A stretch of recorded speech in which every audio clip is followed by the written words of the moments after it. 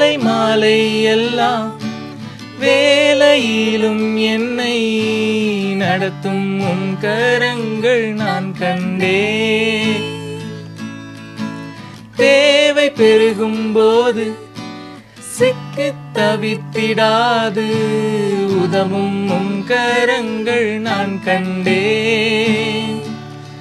எல்லா நெருக்கத்திலும் என்னை வீழாமல் காக்கும் அன்பின் நல்ல கர்த்தரே. எல்லா நெருக்கத்திலும் என்னை வீழாமல் காக்கும் அன்பின் நல்ல கர்த்தரே.